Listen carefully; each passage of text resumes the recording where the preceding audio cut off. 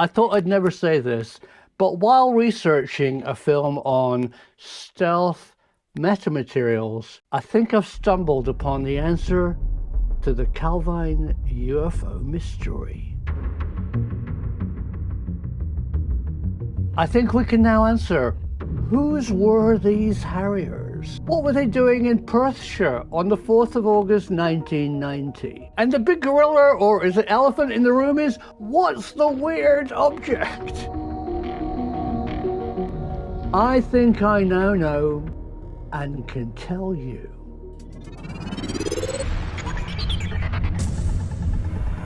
Hey, and welcome back to a really important film. And it's not just important because I think we can get to the bottom of the Calvine UFO mystery, but it's important for a much bigger reason. It's about physics and weaponization.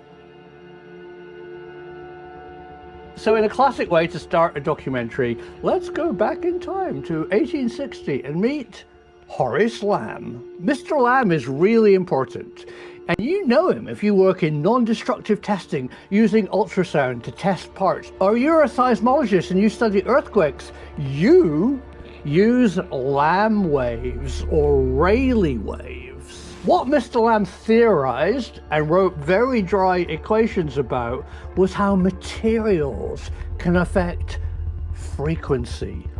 We're all a vibration. Sound, radio, television, radar, and light is all frequency. Could there be a material that could mess around, augment those frequencies? Yes. So some very clever people in the, I guess it was called the War Office in the 1900s, looked at Mr. Lamb's ideas and said, we can weaponize it. And I think that word is really important in this film today. They took Lamb's ideas and said, how can we make it useful for war? At the time, Britain ruled the waves. In fact, in all the armed services of all the countries, your Navy has the most advanced and is the senior service. Did you take a shower today? That's Navy technology. You can't have a bath on a boat. So those backroom boys at the War Office looked at Mr. Lamb's ideas of how materials can make things invisible. And the one thing they wanted to make invisible at the time were submarines. Have you ever seen a submarine? It seems to be coated with bits of rubber. That's absolutely right. Thick rubber sheets. The idea is your enemy's sonar, which is sound, sends a ping, ping, and it bounces off your steel hull, pong. But if your hull is made of rubber, a rubber submarine, that sound wave is absorbed if it's the right material and the right thickness. So ping, and it just disappears. You've become invisible. That's early stealth Navy technology. Scroll forward to the 1960s and British government labs had taken it up to a next level. Now if submarines are invisible, maybe we can make airplanes invisible by making a special material to absorb microwave radar energy. So in the government laboratories, and this is really important, in Malvern, in Bawdsey, places like AWRE in Aldermaston, they were the cutting edge of physics. They took nice Mr. Lamb's wave stealth ideas and upped it to the next frequency. They built radar stealth coatings for airplanes. The early ones were just bitumen with bits of iron in it. The SR-71 had it on its skin. It wasn't that effective, but it attenuated radar by a few decibels. Now, you and I both think that military technology is probably a decade ahead of where we are today. Oh, no, it's not. In the 1960s, Britain was building stealth weapons 20 years ahead of everybody else. So what is this weird material? Well, it's all about shape. If you can make a material that's hollow or has properties to exactly match the wavelength or frequency of the stuff that's hitting it, that stuff will be absorbed, refracted, meaning bent, or even better, attenuated, made smaller. And you and I would be arrested if we used its code name, metamaterial. And then a sea change occurred. Gone were the government laboratories, and enter the private contractor under Margaret Thatcher's 1980s. The British government gave away the family jewels to companies like Marconi, who opened advanced material divisions and started earning serious money selling stealth skin material for these newfangled American stealthy planes. So you've all seen this, built by Lockheed Martin, the stealth fighter. Oh, it's ugly. Oh, it's faceted. The original designer said it worked because of three things: materials, and shape. So you can't underestimate how important its radar absorbing skin was. But it was a nightmare. The stealth fighter had to be kept in an air-conditioned, climate-controlled hangar. You couldn't even press on its skin. You couldn't scratch it, you couldn't ding it. I imagine this British tyre repair kit was sent out to the US Air Force to patch little dings in their stealth fighter. They spent all night fixing it, because if it was dinged, it didn't work. And then the world changed again. Well, in Britain, enter Prime Minister Tony Blair with his new idea of government and private partnerships. Under his regime, all the Thatcher private contractors were bundled together into BAE Systems, their headquarters airfield in Walton.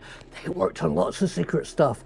You know about Project Green Glow, gravity augmentation. But I imagine down a very long unmarked corridor was a secret door that didn't say Marconi Advanced Materials Stealth. But it did exist because inside they were working on a new material, a better stealth skin. It absorbed more radar and wasn't as fragile, so they needed to test it. And that's what happened on the 4th of August, 1990.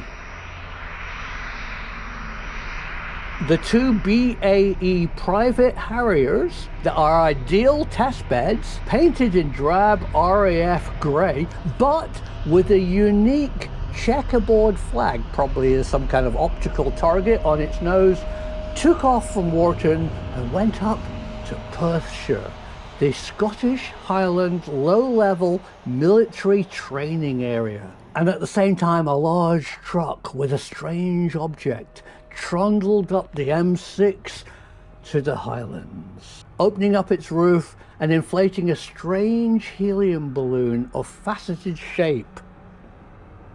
The Calvine UFO emerged as a tethered radar drone. Two private BAE Harriers circle round it, testing the faceted potato, making sure that the next generation of stealth metamaterial skin really worked. Eventually they went back to Walton. The balloon was lowered down back into the truck, or it was a self-powered drone. I don't know. It makes sense that it's a balloon. And that's what the two photographers saw on a wooded hillside in Calvine. I don't know if it's the full story, but it answers a lot of questions for me. Why weren't there no RAF, Fleet Air Arm, Navy, or even NATO Harriers flying in the area at that time? And I've really looked into that. There weren't any. The only two possible Harriers were, BAE's private test jets. But the big gorilla, or is it elephant in the room, is what's this? What's the weird segmented UFO? Well, it's not a flying saucer. It's man-made, and it was probably made in Cheshire. I think it's a practical, flying, stealth, metamaterial, radar-absorbing piece of kit that could be tested in a very rural area of Perthshire. So if that's true, it possibly answers another big question. Why didn't the newspaper publish the pictures? Because it was genuinely a secret piece of kit.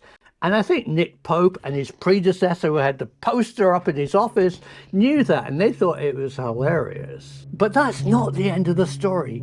It gets better. Scroll forward another few years, and at Imperial College London is John Pendry, to become Sir John Pendry, because he can make light invisible. We started off with Horace Lamb coming up with the idea of a material that can absorb frequency. And at first, rubber for submarines. And then way up the game where we made microwave skin material, absorbent stuff for stealth aircraft. But the ultimate goal is to have very high frequency from infrared to ultraviolet that can absorb optical light. Sir John Pendry left Imperial College and became a consultant for Marconi Advanced Materials, now working in nano metamaterials. It suddenly became public. We now hear the term all the time. Using nanotubes, we can absorb light. He's made a flexible fiber coating that you can wear right around a tank, and it makes it invisible. But there's a wonderful problem that's above my pay grade that they haven't solved, and that is, if an object stops reflecting light, the people sitting in the tank can't see out. I'm sure they've solved it, but isn't that a good conundrum? So because this is social media, here's a personal message for, hi, Dr. David Clark and your colleague Andrew at Sheffield Hallam University. Can you do me a favor? Can you look again at your photograph?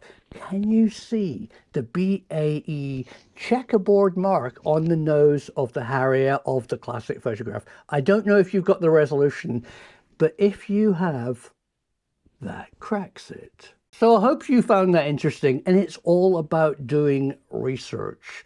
But research has changed. Let me tell you a story. This takes place behind closed doors in Washington, D.C. Tony Blair's government has just introduced the Freedom of Information Act for UK citizens, but the US has had it for a while, FOIA. And our American friends turned to Tony Blair and said, you don't have to answer the difficult questions. We know the way around it. And this sadly is how it works. If you ask the government, how many UFOs are you keeping in hangars at Boscombe Down under Freedom of Information, they'll say, none, we don't have any. And they're being economical with the truth. What they're really saying is, yeah, we don't have any because we moved them all up to Walton in Cheshire. The US told the British government, you can hide behind defense contractors. Defense contractors have private patents. They have the law. They don't have to answer your meddling UFO questions. Governments can be economical with the truth. So that's why I like looking at the big picture, because I think it reveals a bigger truth. You deserve answers because the truth is out there.